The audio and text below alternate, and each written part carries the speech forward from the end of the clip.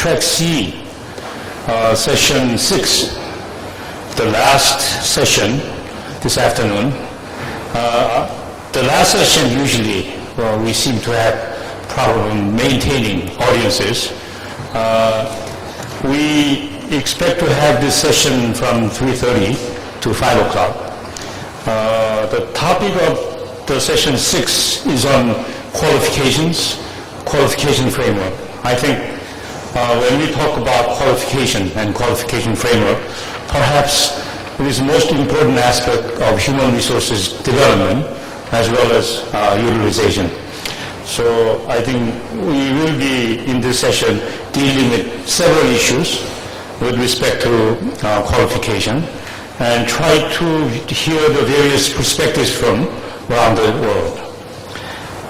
We have three distinguished presentations today. The first one deals with the European framework. I'm sorry, we have changed the sequence, the Latin American framework. And the second presentation will be on a European perspective, and the last on Asian perspective. I have to make an apology about some changes in our program today. One of our speakers could not make a presentation today because there was a family illness. The first presentation by Mr. Jeong will be read by someone else instead. In that sense, our first presentation will be by Dr. Alberto Rodriguez, who's a lead education specialist at the World Bank. The second presentation will be the presentation by Jeong from Europe, but it will be read by someone else. And then the last presentation will be from Korea, Dr. Jeong-Yoon from Quebec. Let me just describe some brief rules about the proceedings for this session. As before, the section lasts 90 minutes. Each presenters will make 20 minutes each, except that one presenter, since it will be read by someone else, will last about 10 minutes. It will be followed by a question and answer period. So I hope the audience on the floor will prepare some questions and comments, make references to qualification issues, especially in Brazil and Latin American countries, and make references to Korea for comparison.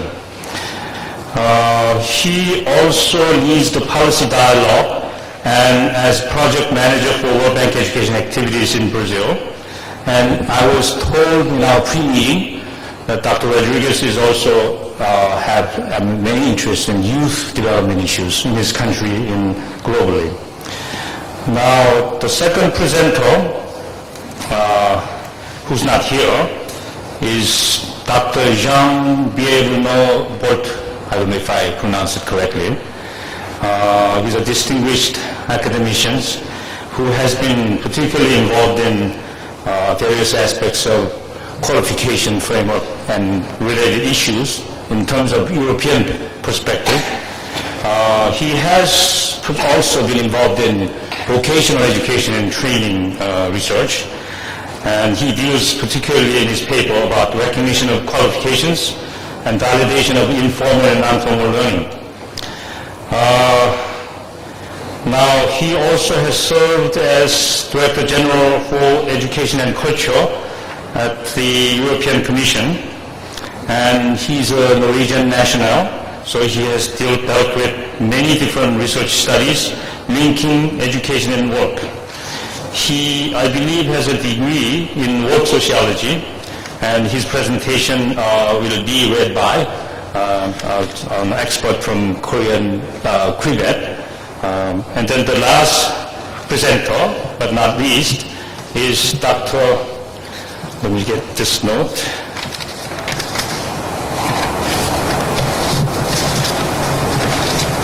Here it is. Dr. Jeong-Yoon is a well-known researcher at Quebec, and he is currently serving as a research fellow for Team of Qualification System study. He has been a deputy director at CRIBET and STEPI. STEPI is a Science and Technology Policy Institute. He also served as Director General for Planning and Coordination at the National Center. He is a well-known expert in qualification research in Korea. He also makes references to European qualification framework, but his presentation will primarily focus on qualification issues in Asia and particularly concentrating in Korean case. Dr. Cho has a PhD in chemical engineering and he has done numerous work. So let me point out that the presenters will make present in order without my further introduction. So we will have first introduction of Dr. Rodriguez. Thank you.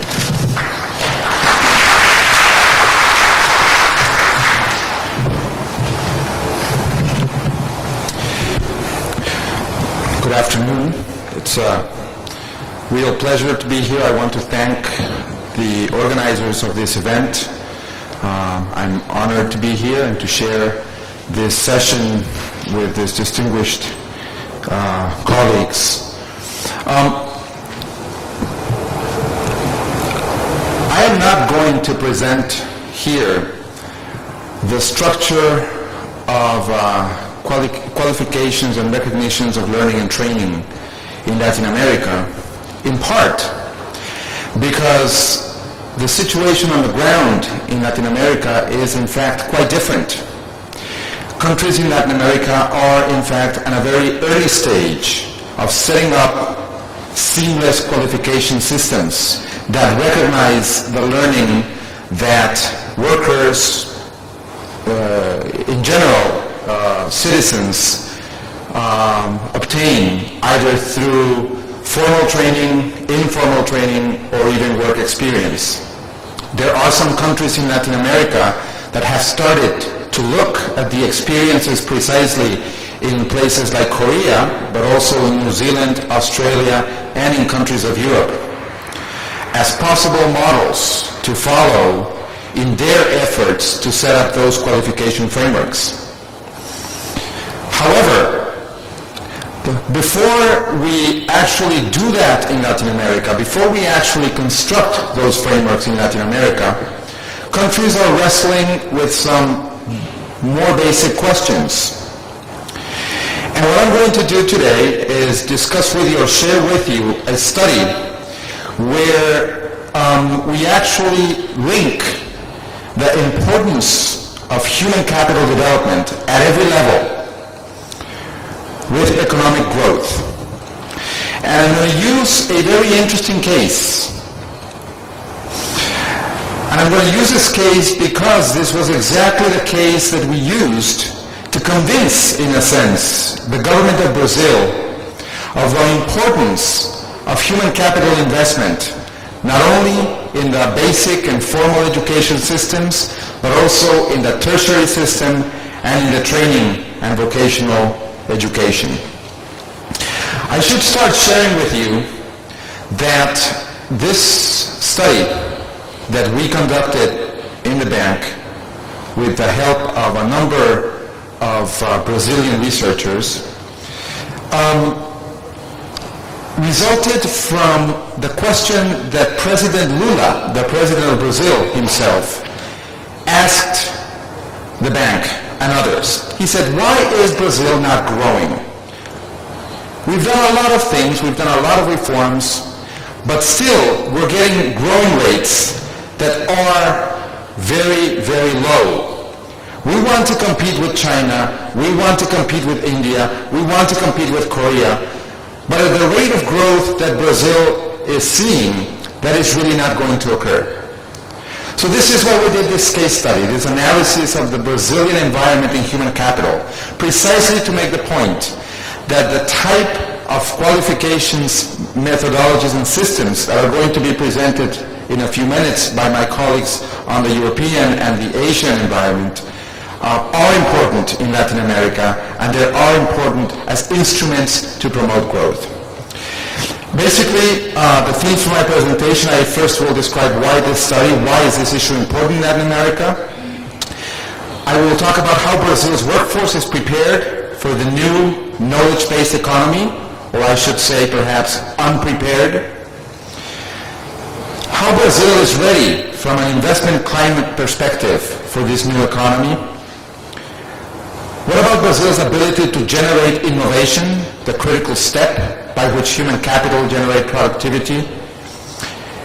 And how does, in fact, education performance therefore promote economic growth?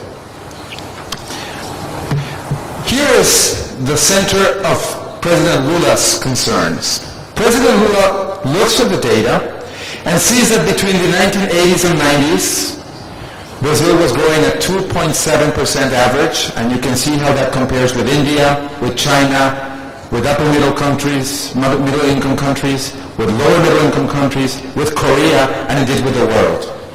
And he looks at the data also for the 1990s to 2000, and even for the 2000 to 2004, and he realizes that even though there is economic growth, it is substantially less than the economic growth that is being perceived in economies that are indeed in new moments of development and growth.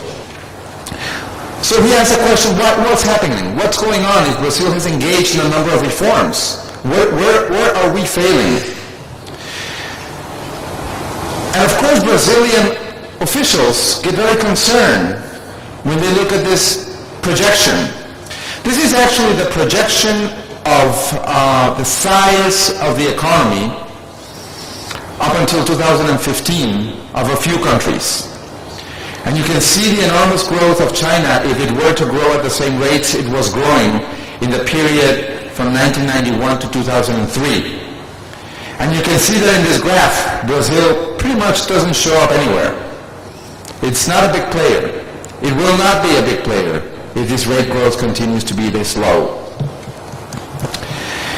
When Brazil goes back and looks, and we went back and looked at what were the factors that were generating growth in Brazil, we found that during the period between 67 and 74, Brazil actually grew very significantly. You can see that it was over 10%. It's called the miracle years in Brazil.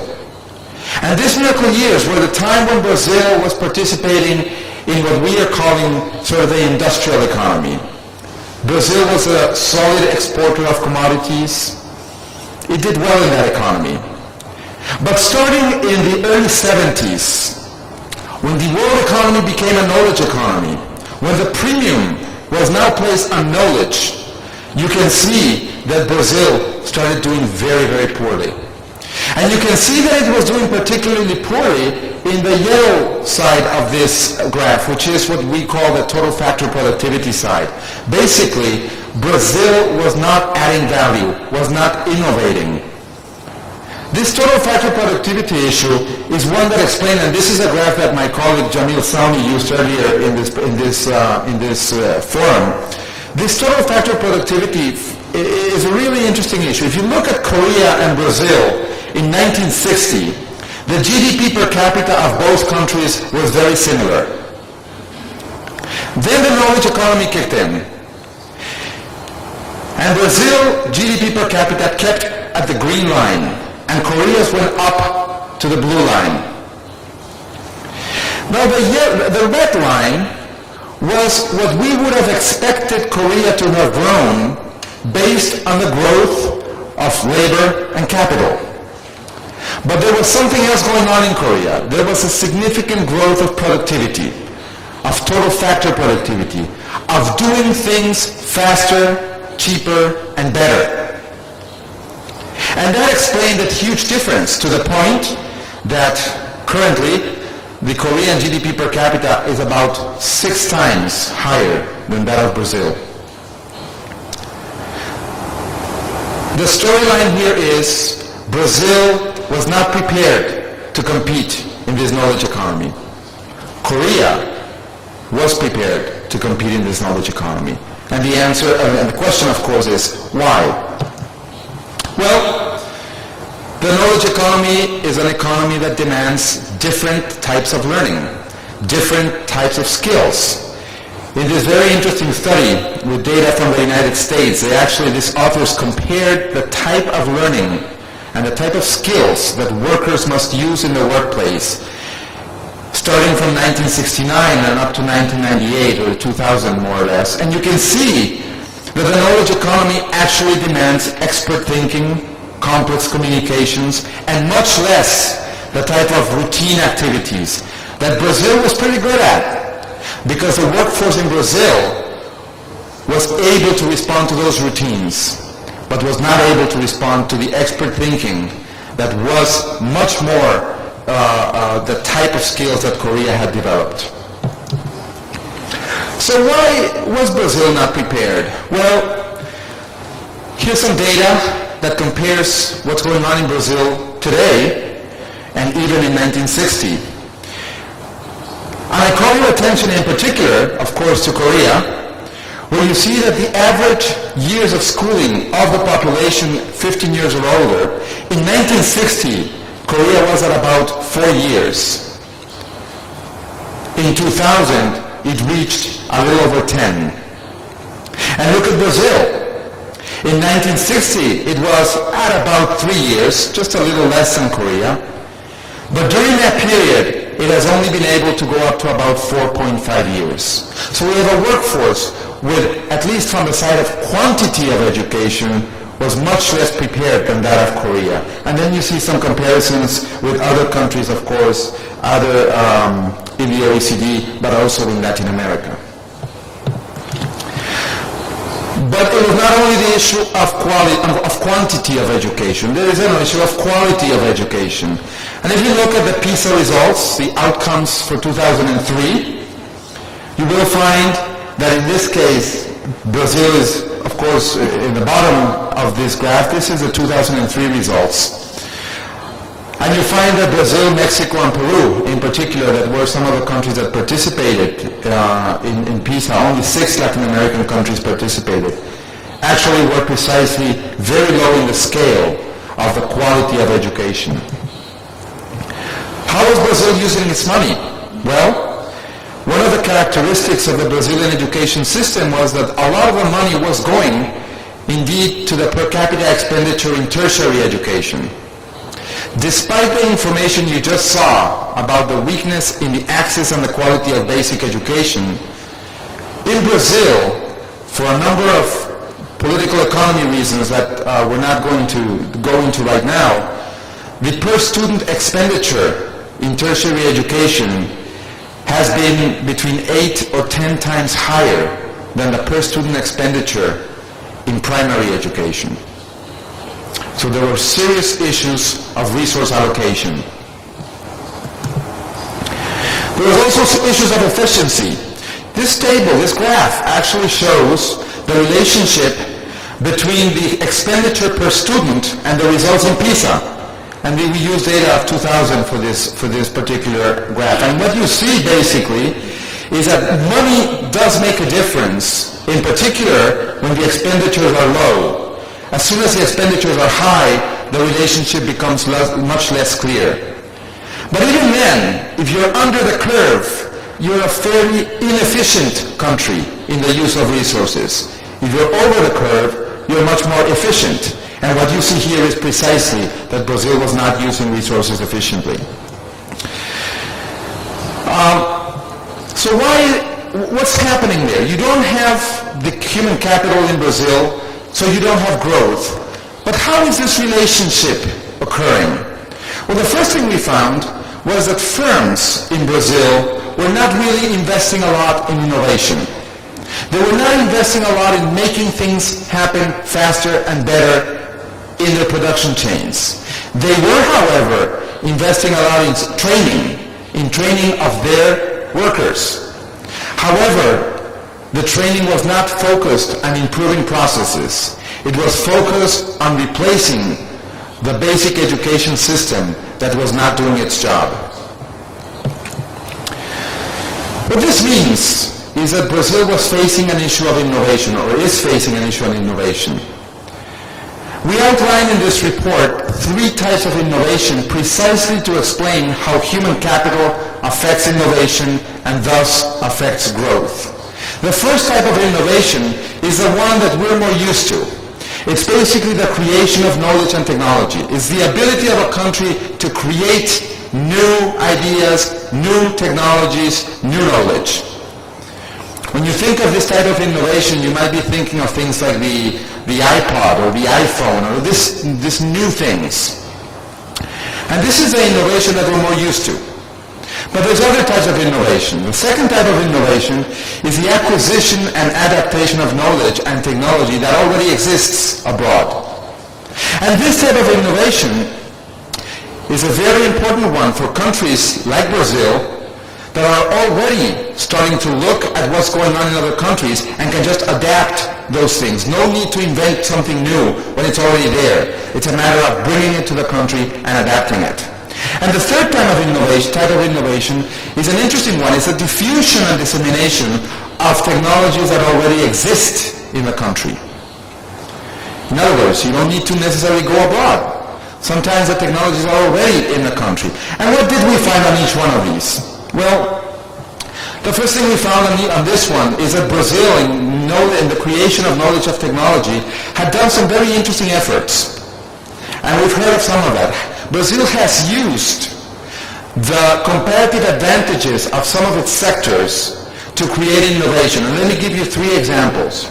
Brazil is a country with enormous natural resources, huge jungles. The Amazon lies in a high percentage of extension in Brazil.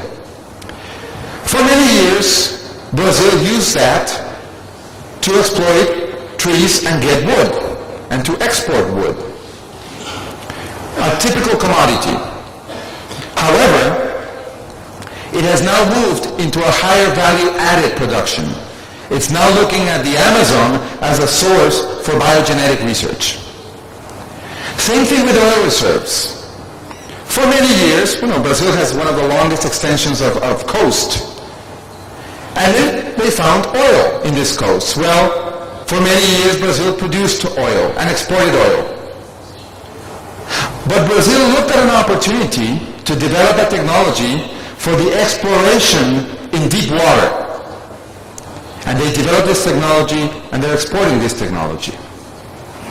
The last example is, of course, the large agriculture of sugarcane, very large in Brazil because of its extension, and of course, the easy route out would be to produce sugar. Easy commodity, you ship it out, you send it, and you export it. However, now it's moving to a higher value-added element of the sugarcane production, and that is the production of ethanol. Today, 75% of Brazilian cars are dual cars. They move either with ethanol or gasoline. These examples indicate that Brazil has done very interesting progress in the creation of knowledge and technology. Unfortunately, these are islands of excellence. They have not permeated in the economy. They're very specific places and situations. Brazil spends quite a bit of money in research and development. You can see it there. It's over sort of the average in Latin America, and it's over the expected relationship between the expenditures and the number of researchers. And it's even high when it compares with the GDP per capita. So Brazil is investing money in this kind of innovation. It's been successful only with islands of excellence. It has not been able to permeate the economy.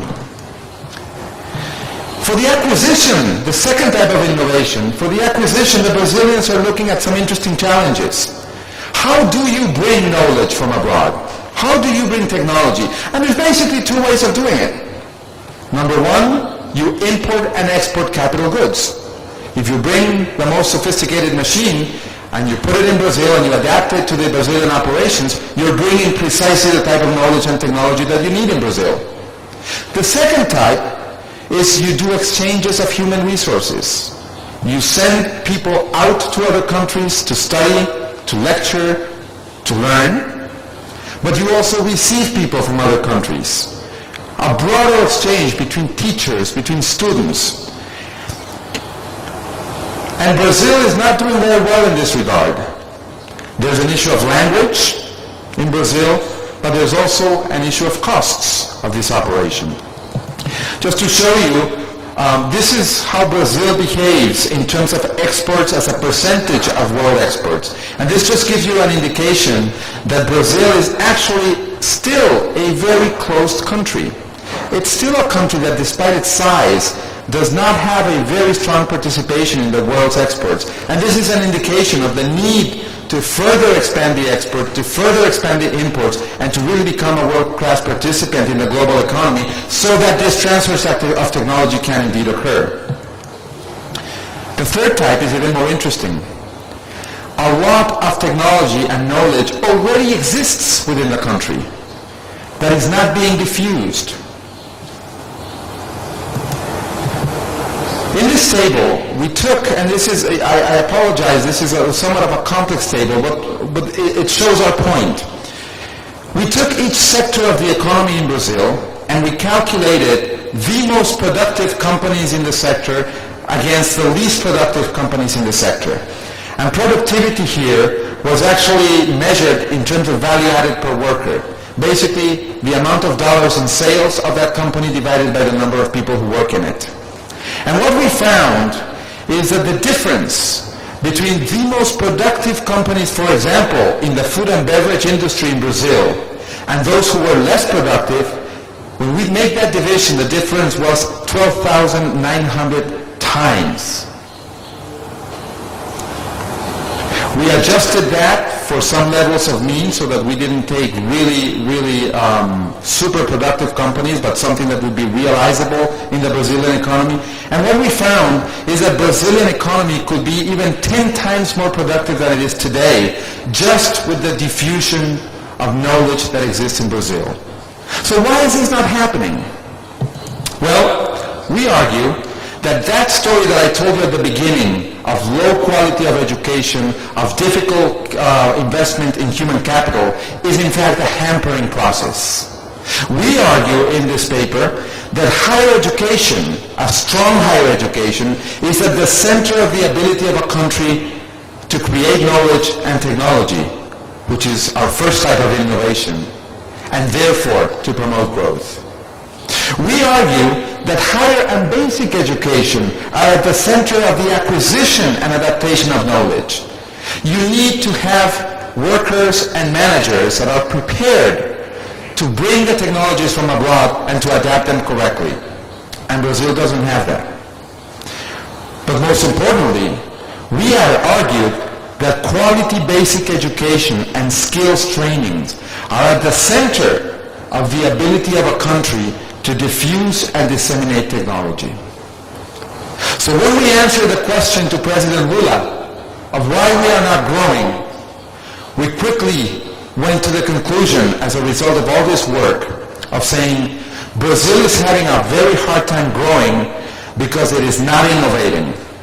And it is not innovating because the issues that are hampering the possibility to innovate are weak higher education, a basic education system that has low quality and still in some cases low access, and a skills training system that is yet to develop into systems like, for example, the systems of certification and accreditation that some countries in the OECD and in Asia have developed. This is why this topic is important.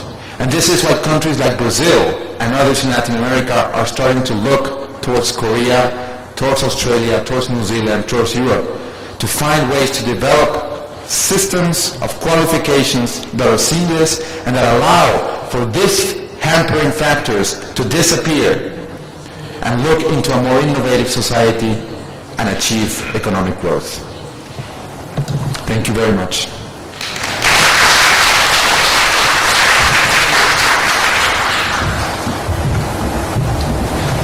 Although I said I won't intervene, but I have to make a brief intervention because I want to introduce a brave young expert who will be reading in place of the presenter who didn't make it today.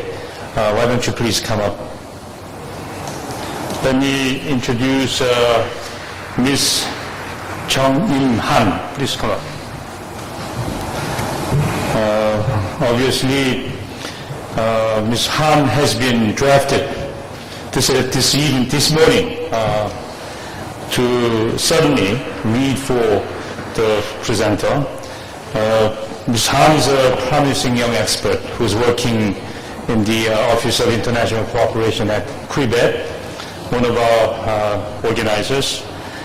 She has majored in international business, graduate degree in international business, studied at University of Melbourne, Australia. She also had, before joining QUEBET, she also worked as a senior researcher at LG Economic Research Institute. I don't think it would be easy at all to read someone else's paper, especially the presentation text is in PowerPoint form, and I applaud her courage. I hope that you give a big round of applause for Ms. Han. Thank you.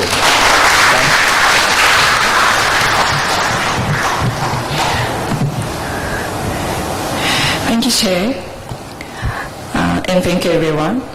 I am certainly highly privileged to be here to be sharing with you the presentation by Dr. Bjornabold, which looks at the principles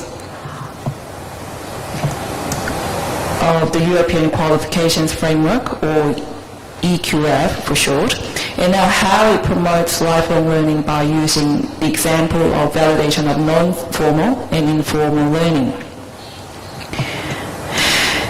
The EQF mainly functions as a translation device, allowing for the comparison of qualifications and as a neutral reference point and a system for classifying qualification levels. The EQF has 8 levels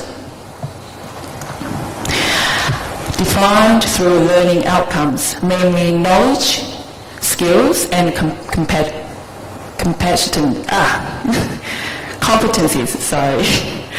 The EQF is primarily aimed at facilitating transnational mobility of qualifications and lifelong learning. The 8 levels of EQF cover the full span of qualifications from the completion of compulsory schooling to the highest academic and professional qualifications. The process of adopting EQF began back in year 2005 when an EQF consultation document was prepared by the European Commission. Since then, following extensive consultation and development works, the EQF is awaiting its formal adoption by Council of Ministers due December this year. The implementation period expands from 2008 to 2012. The implementation process involves countries having to refer their qualification levels to the EQF through learning outcomes by year 2010, and by 2012 they expect to create what we can regard as an EQF label.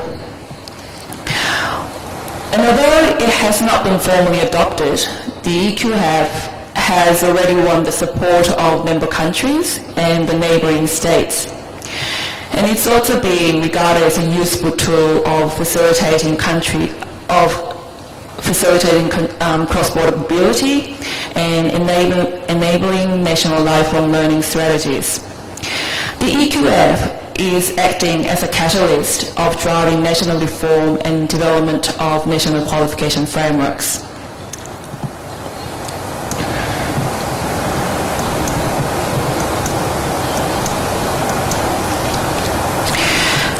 The EQF offers a number of advantages at national level. For instance, it introduces an international reference, supports lifelong learning by seeking to integrate separate education and training systems, and it paves the way for credit transfer, improves employers' ability to make judgment on profile and relevance of qualifications, and it also enables peer learning between countries involved.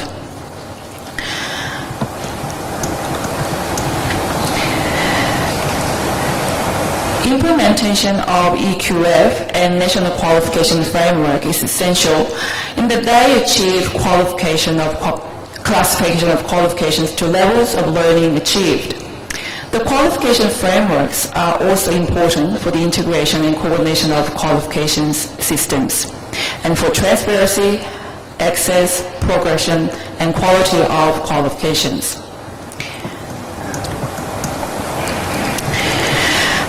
A national qualifications framework is an optional part of a national qualification system, but national qualification systems tend to be complex, non-transparent, and fragmented.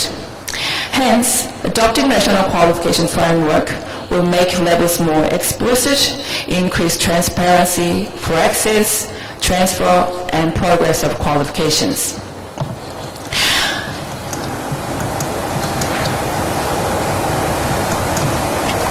In Europe, many countries are committed to and preparing national qualification frameworks, or there are a number of countries considering of adopting one. Only a handful of countries, as you can see, have actually national qualification frameworks in effect.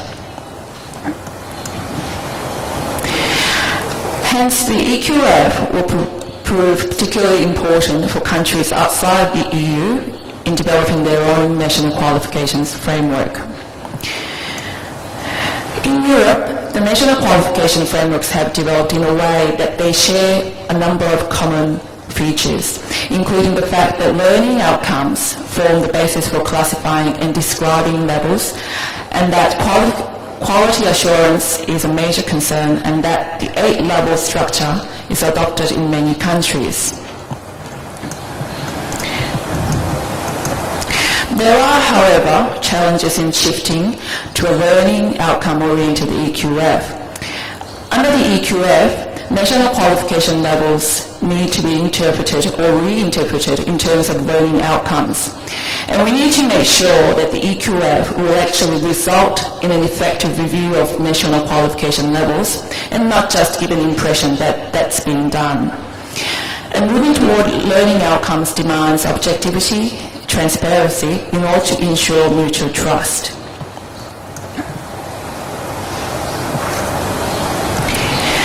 The shift to learning outcomes supports both the development of EQF and national qualifications frameworks, and validation of not only formal learning but also of non-formal and informal learning.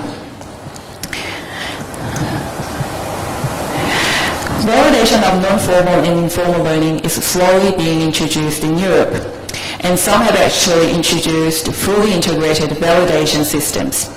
However, validation of non-formal and informal learning is still being experienced or only partially implemented.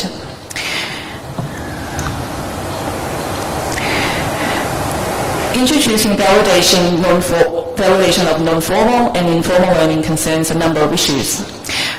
The most obvious one being that its integration with qualification system and frameworks. However, the EQF and National Qualification Framework based on learning outcomes promotes the introduction and integration of validation, leading to permeable education, training, and learning, with greater access, transfer, and progression in education, training, and learning.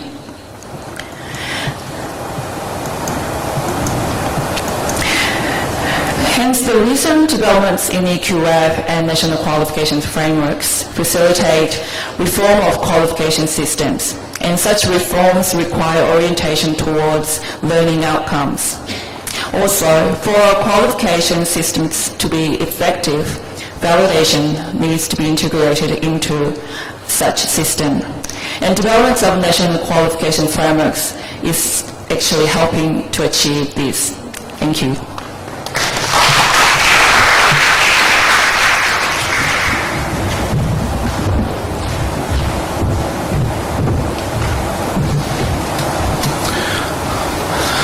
Good afternoon. My name is Jeong-Yoon, Research Fellow in Korea.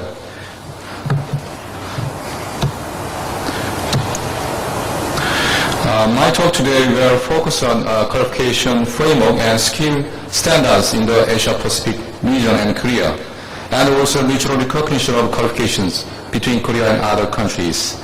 First, I will consider the qualification frameworks and skill standards in the Asia-Pacific region regarding Regional Model Qualification Framework, RMQF, and Regional Model Competence Standard, RMCS.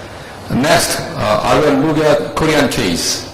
Then I will move on to figure out current situations of mutual recognition of qualification between Korea and other countries in terms of workers' mobility. Finally, I will consider what the implication could be for future policy direction in encouraging labor mobility through establishing RMQF and RMCS, which is based on each country's National Qualification Framework, NQF, and National Skill Standards, NSS, within the Asia-Pacific region. So let's begin by looking at the concept of some important terms in my presentation. First of all, we can compare the definition of competence and competency coming from United Kingdom, Australia, and ILO, and so on. There is no need to distinguish between them for the purpose of my presentation, and I will use competency in my presentation.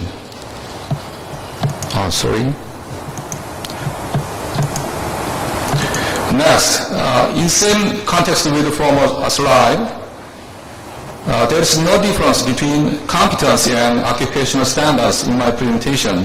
I will use the term of competence standards. However, I will differentiate between qualification system and qualification framework. As you see in this slide, qualification framework is a part of a qualification system. I think that qualification framework conduct role of grading learning outcomes. And also you can see the meaning of NQF, National Qualification Framework. This is a single hierarchy which is expressed as a single set of levels. And now, let's move on to look at qualification framework and skill standards in Asia-Pacific region. As I already mentioned, Regional Model Qualification Framework, RMQF, has been suggested by ILO. It provides a common reference point to enable qualification frameworks and systems at national and sectoral level to be related to one another. Before I am going on to talk about RMQF and RMCS in detail, it is necessary for checking ILO approach. ILO is not to set a regional qualification framework and competence standard, but to assist member states by developing RMQF and RMCS. In this context, I would like to go over function of RMQF. First, RMQF enable frameworks and education training system at national level to be related to one another. Second, facilitate transfer and the mutual recognition of qualification of workers through the acceptance of broad equivalence or comparability of outcomes.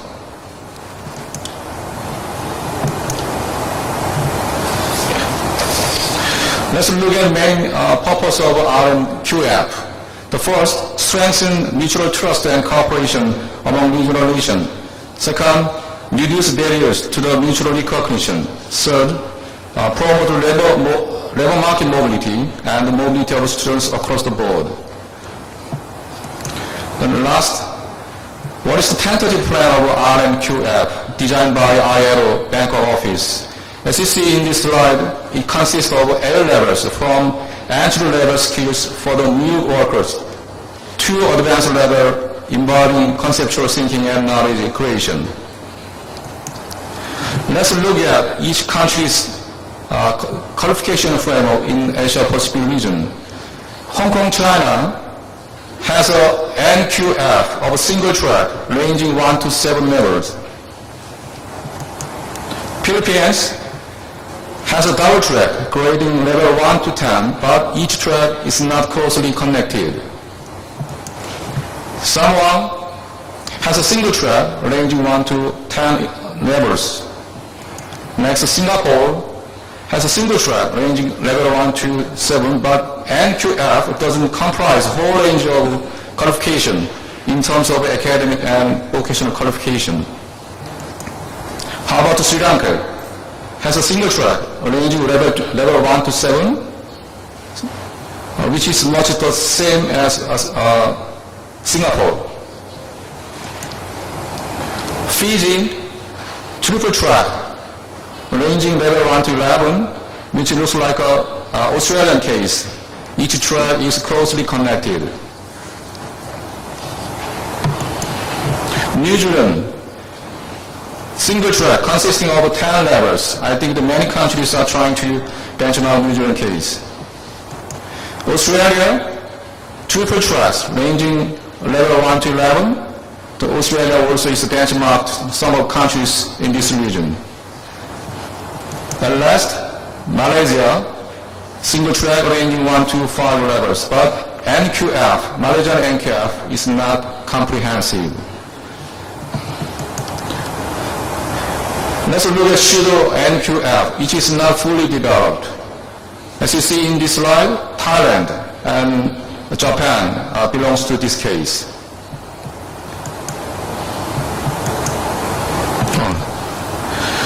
In the case of developing a national qualification framework, India has been developing 5 levels system, and Cambodia is on the way to develop 7 levels system, which is supported by Asian Development Bank. And I will summarize the finding on NQF. The first one, 9 countries already developed their own NQF, and 2 countries have a pseudo NQF. Second, number of levels ranging from 5 to 11. Third, single, double, and triple track has been operating. Fourth, countries reflect the international trend. Fifth, qualification framework closely link among school, vocational education training, and higher education sector.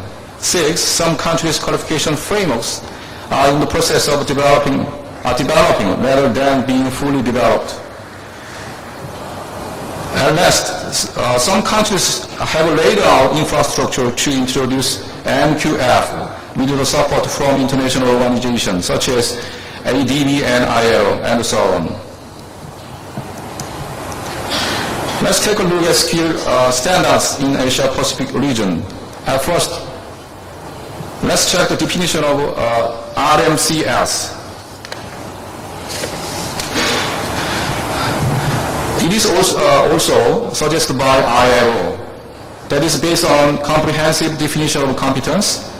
RMCS are linked to realistic and current workplace practice and expressed as outcomes.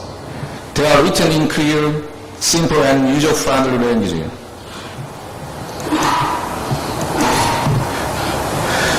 As you see in this slide, you can see the RMCS structure consists of 3 parts. Industry descriptor and coverage describe clearly what the whole set of model standard covers in industry sector. Prior function describe a broad range of works that occurs after specification in industry sector. Units consist of the following 4 components: performance criteria, evidence requirements, critical skill, and essential knowledge, the range statement.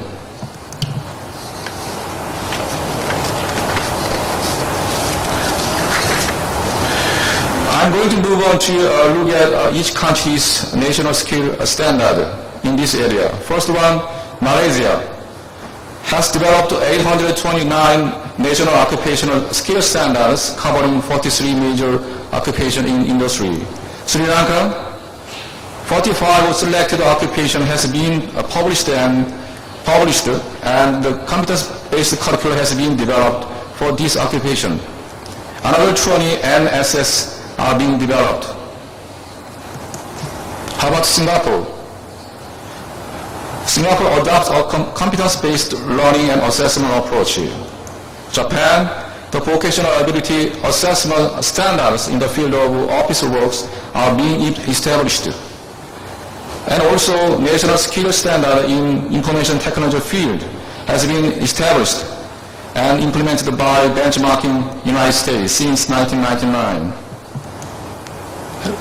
Cambodia, 32 selected trade has been developed with ADB support in year 2007.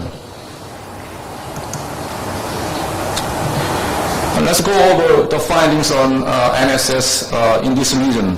First, some country has been actively developing NSS. Second, others has been partly developing NSS. Third, many countries have been establishing infrastructure to introduce NSS through benchmarking and cooperating with advanced countries. Fourth, some countries has been cooperating with the international organization, as I already mentioned. Now, I would like to turn to Korea to see what is Korean version qualification framework and skill standard. Let's say main reason to introduce Korean version qualification framework and skill standard. First, change from supplier-oriented vocational education and training and qualification system to the consumer-oriented one. Second, modify VET and qualification system from standpoint of industrial needs. Third, mutually interrelate VET and qualification system to reflect industrial and social need. I would like to show you the developed plan of Korean version qualification framework and skill standards.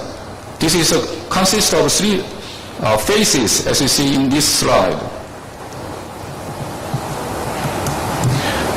In first phase, strategies are focused on as follows. The first, establish tangible and intangible infrastructure necessary to introduce and implementing skill standards, SS, and qualification framework, QF. Second, conduct many researches to make development, management, and operational plan of SS and QF. Third, prepare legal basis, that is, Basic Act on qualification.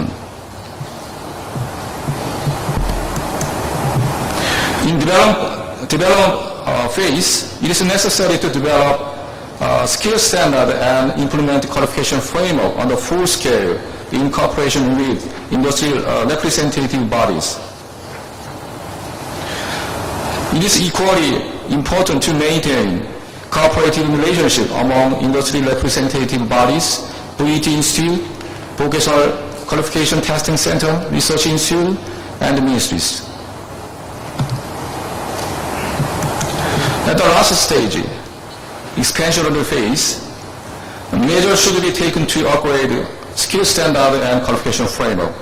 Moreover, it is necessary to expand the application areas of skill standard and qualification framework to further promote the development of human resources to meet the demands of industry. In order to establish qualification framework, this kind of Korean version qualification framework, we prepared a tentative plan of 6-level qualification framework, as you see in this slide. Also, we conduct survey and analysis of skill level system in the Korea labor market, exerting strong influence on qualification framework in terms of number of levels. This survey showed that 7 levels of qualification framework covered skill levels prevailing in manufacturing and service industry in Korea. According to our schedule, Korean National Qualification Framework will be finalized in next year.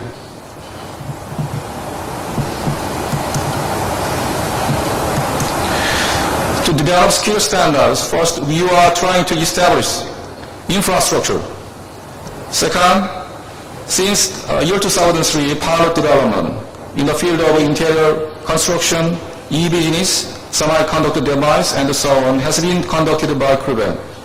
This is mainly supported by Minister of Education and Human Resource Development. Also, since year 2002, pilot development of around 140 skill standards in the technical field has been done by HRD Korea. This is supported by Minister of Labor. And also you can see the Korean version skill standard has been developing under the format, as you see in this slide, made up of 6 parts.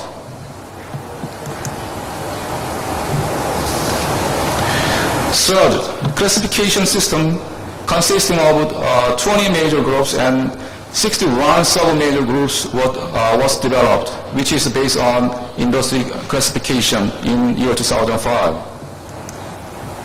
First, in terms of the pilot application of skill standard, pilot development and application of curriculum for 2-year college and university has been done by CRIBED in year 2005-06.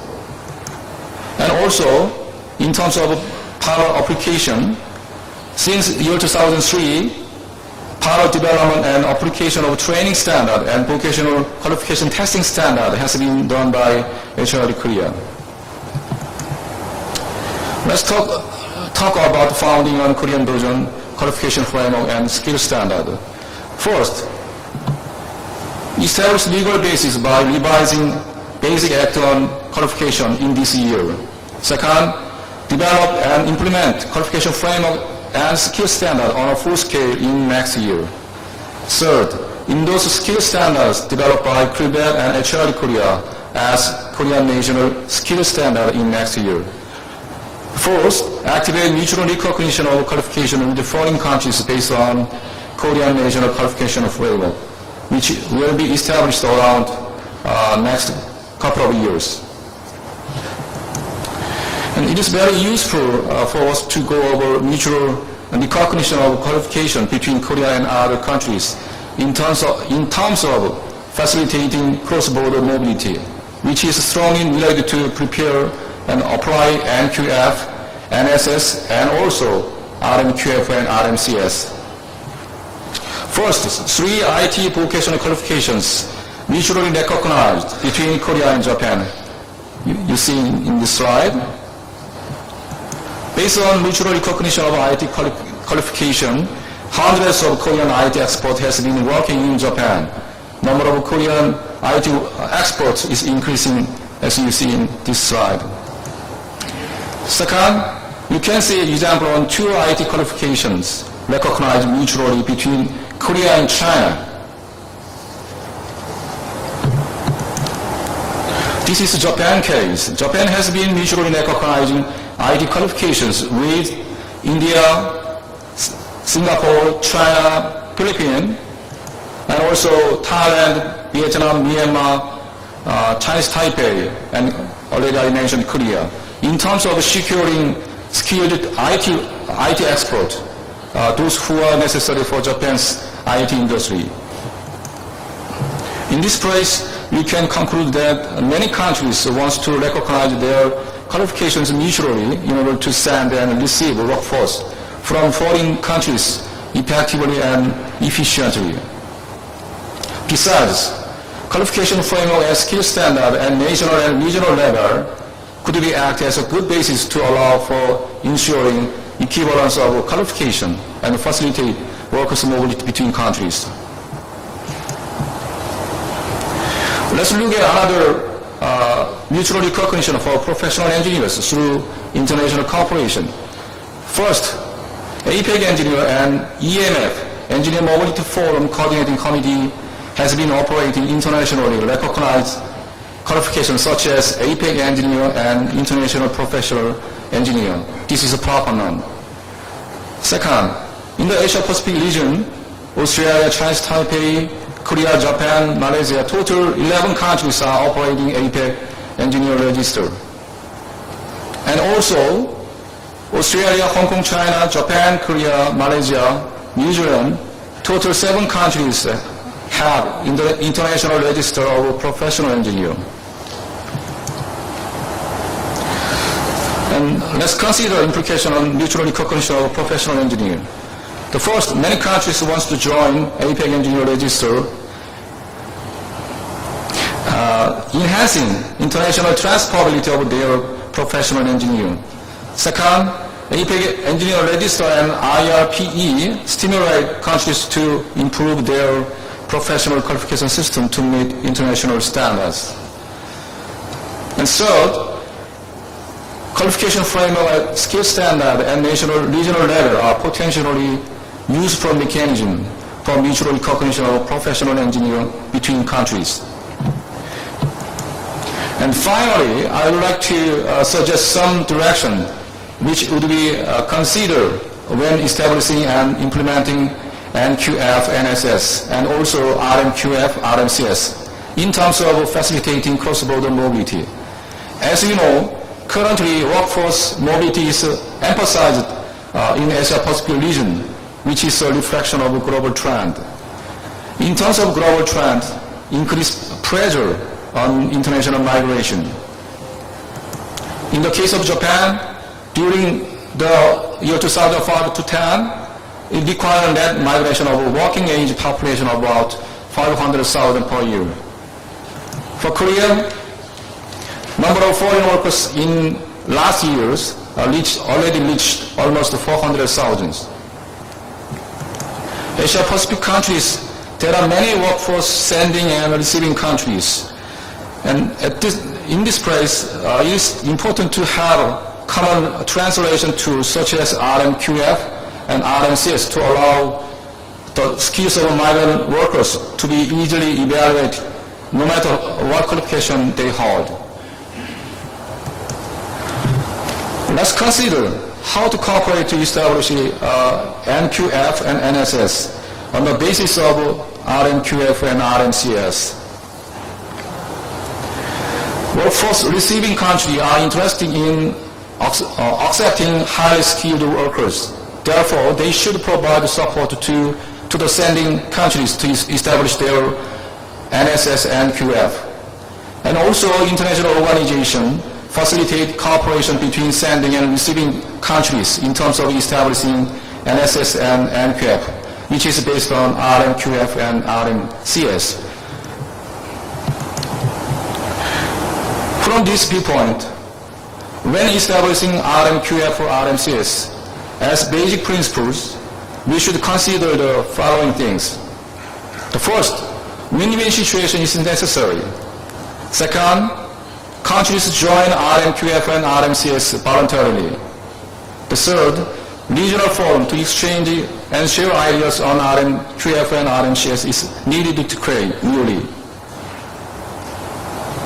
Last, emphasis should be placed not on comparability, but on transparency when applying RMQF and RMCS.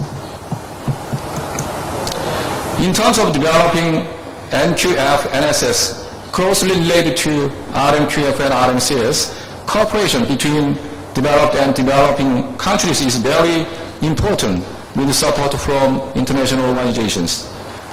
Group A has fully developed NQF and NSS and currently applies them. Group B is currently developing and applying their NQF and NSS. Group C is preparing introduction of NQF and NSS. I'd like to talk about the main barriers that should be overcome when establishing and applying NQF and NSS. Many countries feel the same barriers. For example, lack of infrastructure, lack of understanding on NQF and NSS in terms of value, effectiveness, and usefulness. Lack of experts, lack of cooperation with existing education and training and qualification system, lack of cooperation among relevant government ministry, lack of participation of industry and company. The last one is very important things. And I want to suggest some ways to promote introduction and implementation of NQF, NSS in terms of removing and attenuating barriers, as I already mentioned, people. The first one, build up trust of their own NQF and NSS. Second, incremental approach, not revolutionary. Third, harmonize outcome-based with institution input-based approach. First, enhance cooperation among ministries. 5, elevate tension from integration of academic and vocational learning. In conclusion, I would like to point out 3 items which should be thought of when developing and implementing NQF and NSS, and also RMQF and RMCS. The first, exchange of know-how and experience for establishing NQF and NSS. Second, closely cooperate between NQF and NSS and RMQF, RMCS. Finally, sending and receiving, workforce sending and receiving countries should be in win-win situation to enjoy more equitable gains. Thank you very much.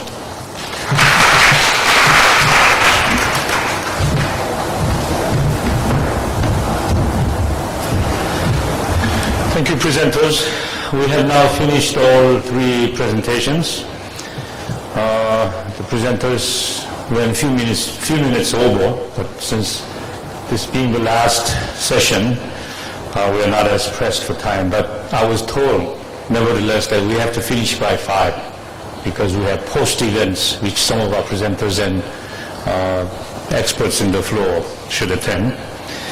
Now, our session theme has been assessment and recognition of education and training, and all 3 presenters, the contents which all 3 presenters have dealt with, well integrates into our larger session theme. I think what is gratifying is that each paper provided a very broad as well as specific views and perspectives from different regions and different parts of the world, dealing with the very important and emerging issue of qualification and qualification systems.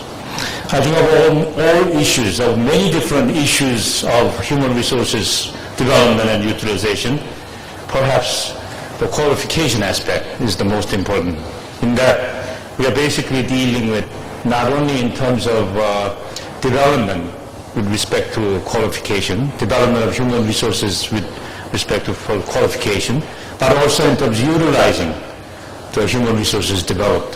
So I think perhaps because the human resources theme basically is dealt with in terms of global perspective in this forum, I think the qualification issue is a very important global issue that has to be developed into future discussions.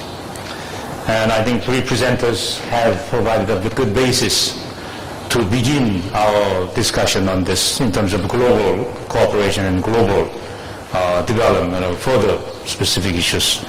Now, you have all patiently waited through this point where we are just about to open the session for any comments, questions, perhaps criticisms, or any information that you would like to share related to this session's theme. Who would like to begin first? There are some hands raised, and I would like to remind you that we have about 15 to 20 minutes remaining, so I would ask you to make your questions or comments succinct and briefly, so I don't have to stop you. And please let us know who you are, where you're from, and so forth. I saw the first hand from this gentleman on the left, yes. Thank you, Mr. Chairman. The presentations were, of course, very, very good, very, very informative. My questions are for the Brazil study also, that I was just thinking that on the basis of that study, does any program has been initiated after that, having that conclusions which you have drawn, funded by, say, World Bank or the Brazilian government already initiated any kind of program to improve their education system on the basis of the results of your study? The second question that came to my mind was that very beautifully it has been explained that actually in our developing countries we are using competency standards, occupational standards and you said that they are almost the same. But my question to you is that in some countries, some work has been done in developing the competency standards or occupational standards, whatever we call them. But in some cases, the countries have started developing the qualification framework. What do you think, or can you throw some light that the countries should develop competency standards and then they should move on to the qualification framework, or they should work on qualification framework and the competency standard should be part of that? And the related question is, you didn't tell about anything about labor market information system which need to be developed in most of the countries to know what is the demand of the labor market. So that's what I wanted to know from these two gentlemen. Thank you. Thank you. Who would like to answer to that very provocative and detailed question? Would you like to? Just to directly address your question on what is being done in Brazil, for example, and other countries on improvement of the education system, and in particular of the establishment of the qualification systems. In Latin America, we have a very extensive program of support in basic education, and now focusing quite a bit in secondary education. One of the concerns that we have, in particular with stories like the one I've described, or the case of Brazil, is that we know that the improvement of education is not only an issue of money. Money doesn't solve the trick. It helps, but it's not really the solution in a sense. There are a lot of other considerations in the education systems in Latin America that have to do with the incentive structure, for example, for teachers to become teachers, to be trained and so forth.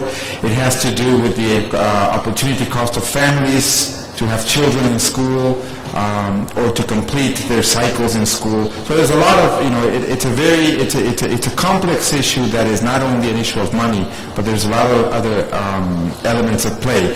But just to give you a sense, our portfolio in Brazil in education over the last 10 years adds about $4 billion. And this is particularly focused in basic education.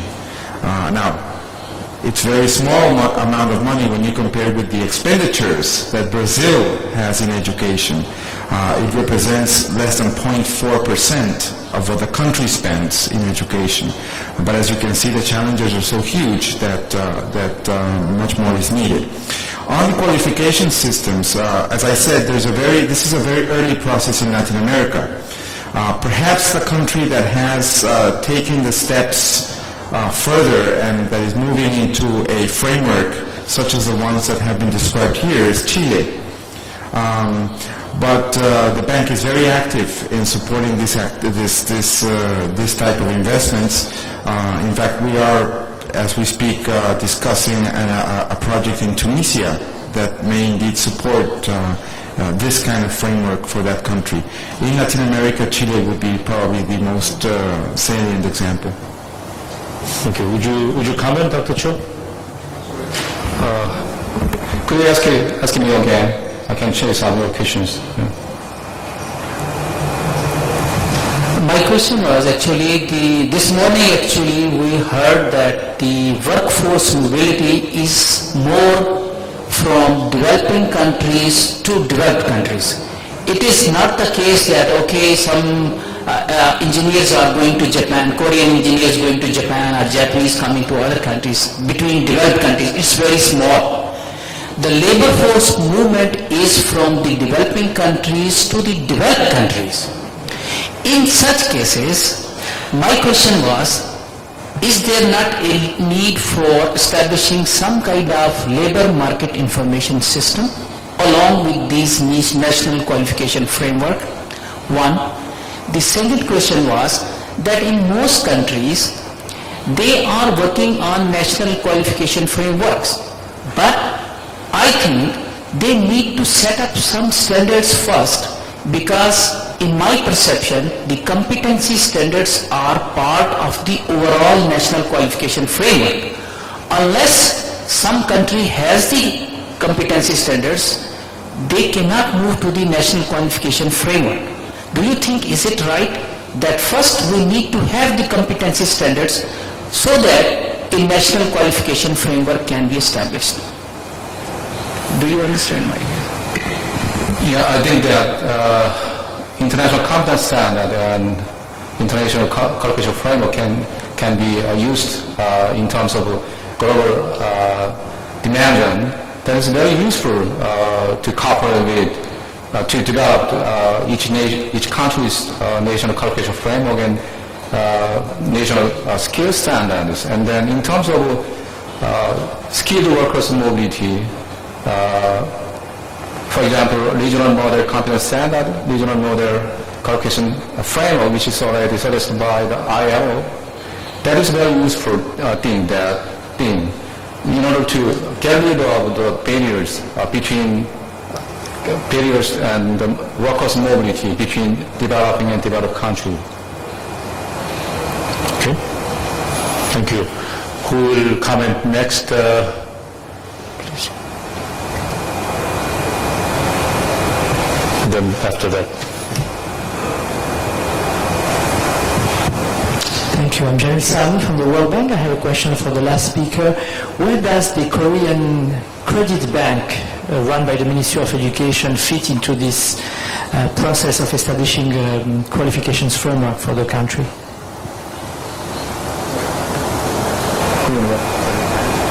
I think you may need to repeat. About the bank system? Where does the Korean Credit Bank that functions under the Ministry of Education, how does it fit into the scheme that you described? As you know, the credit bank system is operating now in Korea, but when preparing a Korean national qualification framework, we think about credit system.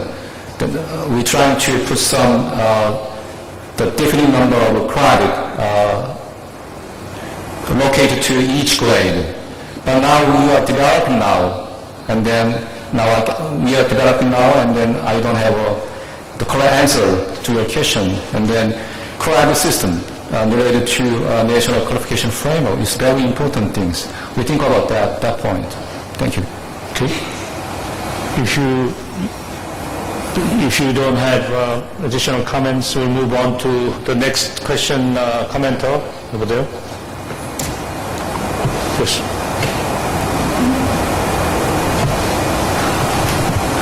네, 저는 그 인적자원개발 컨설턴트를 하고 있는 김기영이라고 합니다.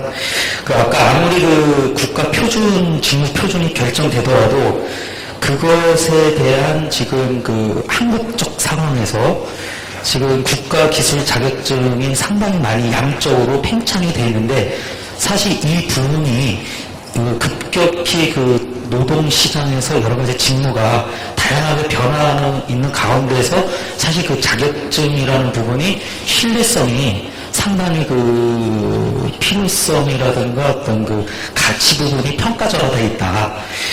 그런 측면에서 그 지금 그 국가 직무 표준을 계속 개발을 하고 계시는데 그거에 대한 그 직무 분석 그 시장에서 급격히 변하는 노동시장에서 그 직무 표준을 지속적으로 개선하고 보완하고 해야 되는데 그 부분에 대한 그 신뢰성이라든가 그런 부분을 어떻게 지금 그 방향을 가지고 계시는지 여쭙겠습니다. 조 박사님께 질문하신 겁니까? 예. He's directing the question to Dr. Cho. Yeah. Thank you for your question. In terms of developing a national qualification framework, national skill standard is quite a tough job and require a lot of time and effort to develop skill standard at national level. And as you mentioned, national skill standard should reflect the change of workplace, should reflect change of technology. And now we suggest that the Minister of Labor and Minister of Education and Human Resource Development and some of the key ministries should cooperate with Sector Security Council. As you know, the Sector Security Council already is operating in Korea. And then through Sector Security Council, we can develop a very excellent skill standard at national level.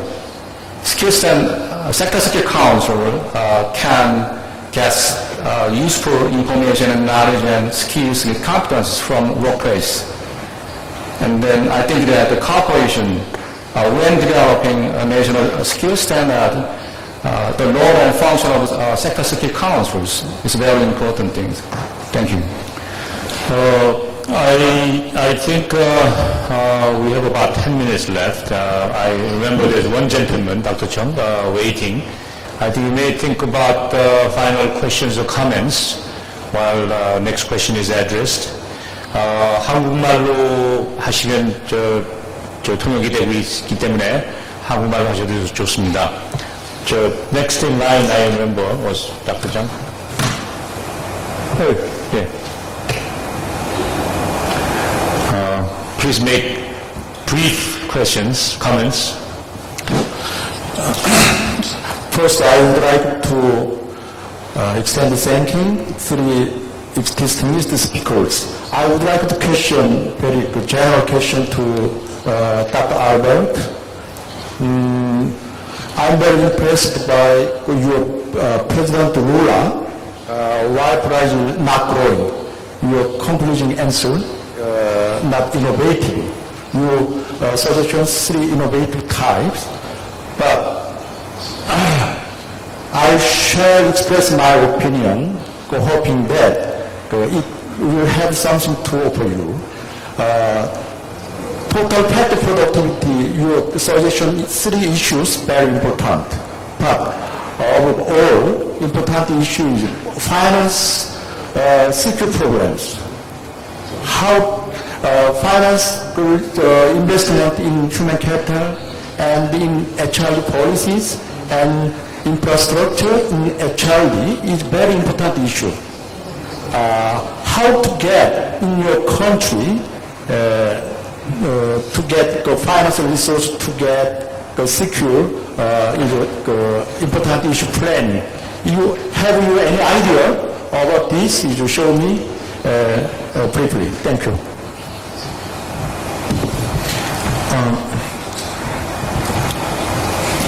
To respond directly to your question, the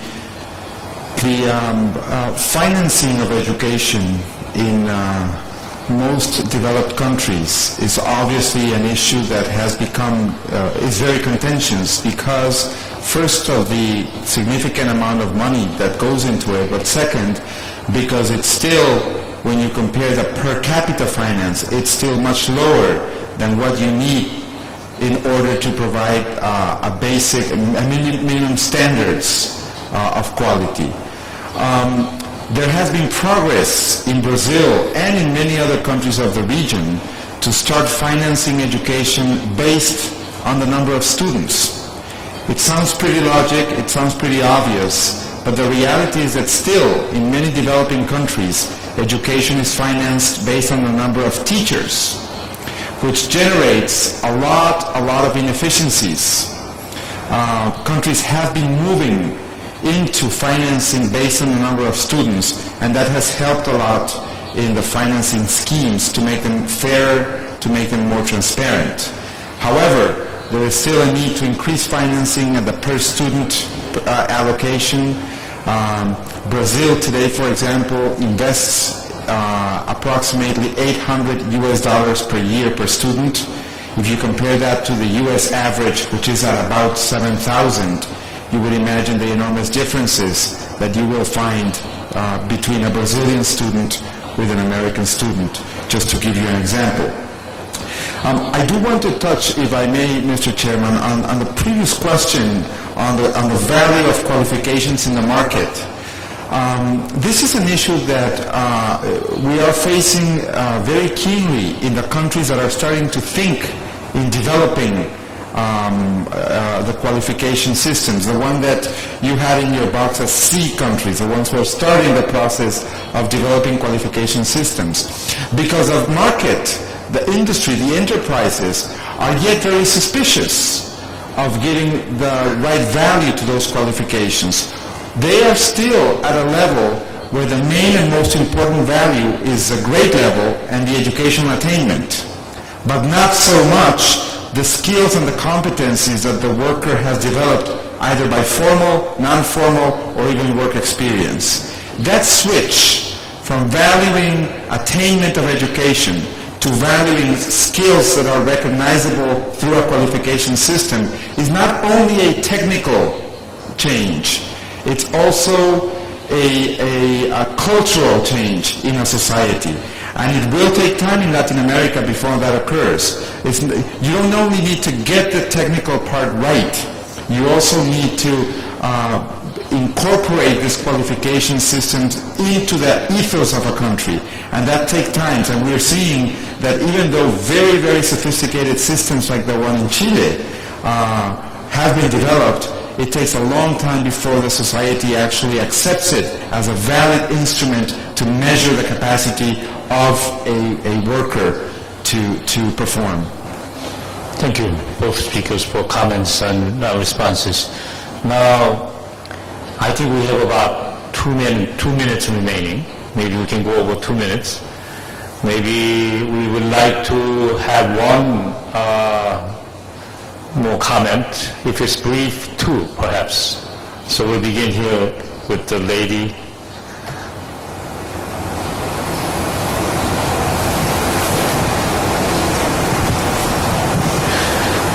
My name is Insuguri. I'm from United Nations. My question goes to Dr. Jo.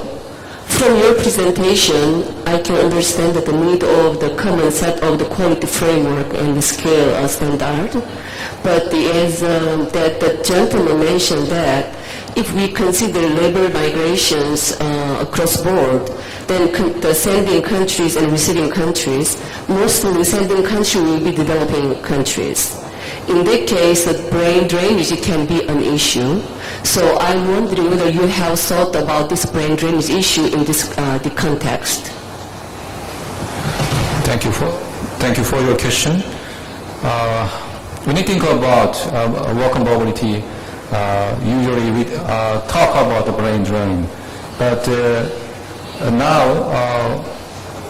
we should change our attitude on mobility of workers. Now we talk about the brain is changing instead of talking about the brain drain. And just the qualification framework at international level and regional level, that is a useful device to facilitate workers' mobility, to facilitate workers' migration. And then just I stress out that workers' brain drain is not important issue at this moment. Maybe we change our concept of workers' migration. At the times we think about the brain is changing. That's very important things.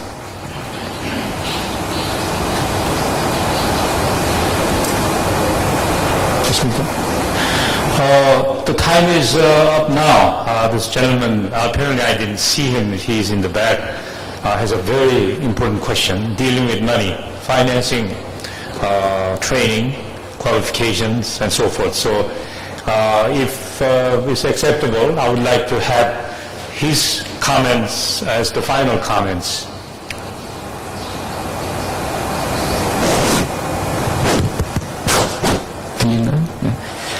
여러 가지 좋은 말씀 감사드리고요. 제가 여기 오신 분들의 어떤 케어 때문에 잠시 중간중간 듣게 돼서 정보를 말씀 못 드리고 요점만 질문 드리겠습니다. 일단 우리 로드리게스 박사님께 드리겠는데요. 아무리 뜻이 좋아도 자본주의 환경에서는 자금이라고 하는 뒷받침이 없다면 다 무의미하다고 봅니다. 따라서 지금 여태까지 시행하신 현재 유럽 지역에서 또는 미주 지역에서 보통 그 케어를 해주셨는데 아시아 지역에 혹시 그런 지원 프로그램을 적용해 보신 지역이 있는지 한번 질문을 드리고요. 거기에 추가로 혹시 교육 분야에서도 건설업계처럼 어떤 프로젝트 파이낸싱이 적용이 가능한지, 그리고 저희가 지금 추진하는 것 중에 그 공짜 마케팅이라는 컨셉이 있습니다. 즉 엔드 유저들을 다수에게 디바이스나 교육 도구를 그냥 나눠주고 결국은 광고주들을 동원해서 광고주들이 돈을 대신 지불하는 그런 컨셉의 비즈니스 모델을 IT 업계에서는 많이 활용하고 있거든요. 그걸 교육업계에다 좀 적용하고 싶은데 그 월드뱅크에서 이런 프로그램을 같이 진행할 수 있는 윈윈의 어떤 기회가 가능한지 이걸 여쭤보겠습니다. Are you in the position to reply? Yes, the sources of financing for education, I think is one of the issues that we've discussed in a number of the panels. I do think that, in particular, for basic education, there is a very strong and strict responsibility of the government to finance basic education and secondary education. It is not only an important element to generate equal opportunities for everyone, but it is also an important instrument for national cohesion. Now, in tertiary education, I do think that the private sector has begun to play a very significant role. There's a lot of student loan programs that are financed by the private sector, and even the families, through the use of student loans, are actually financing tertiary education. And I think that that is appropriate, and that in fact is also supported by the growth, very significant growth of private institutions. So I do think that there is that the private sector, as you said, do play a very important role in that particular aspect. Now, in the training and vocational education, firms are increasingly playing a very significant role. As I mentioned in my presentation, we found, for example, that in Brazil, the investment that firms make in training of their staff is enormous. Unfortunately, the impact of that training is not so large because most of that money is going to train the workers on basic skills that they should have learned in school, and they didn't. So it's actually a supplemental training. Those resources would probably generate much more productivity if the workers had a good basic education, and therefore the training could be focused on increasing productivity of the specific task that they're doing. The second part of your question had to do with whether we had done similar studies to this one in Brazil in other places, and the answer is yes. This study actually is almost one of a series that we have done over the last few years, including one in Finland, Korea, Malaysia, China, and Mexico. And I may be missing one or two of the series. And Korea, yeah, I mentioned Korea. So there is a series of this kind of studies, which is one of the reasons also why we're looking at country by country. And by the list you also see that we're looking at countries that are becoming or could become significant players in the world economy. Because we think it's important to look at these case studies, to contrast one with the others, to learn the type of comparisons that you saw between Korea and Brazil or China and Brazil. This kind of comparison teaches a lot.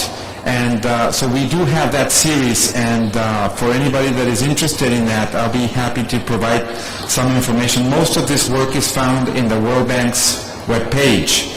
If you go to the World Bank, you can actually download many of the studies. Thank you. So the time is up. Ms. Ham, do you have any comments on behalf of Jean? As the last remark. Thank you. Well, time is too short, and we are already at the end of the final session of Track C. The Track C, the C6 topic being assessment and recognition of education and training, primarily dealing with qualification issues. Well, I hope this is not the end of our discussion on this issue. This is obviously a critically emerging new issue, which has to be global. And I hope that sessions and the remarks and questions provided in this session will become the seed for future discussions. I thank all the speakers, presenters, participants from the floor, organizers, and those of you who sat through this final session till the end. Thank you very much.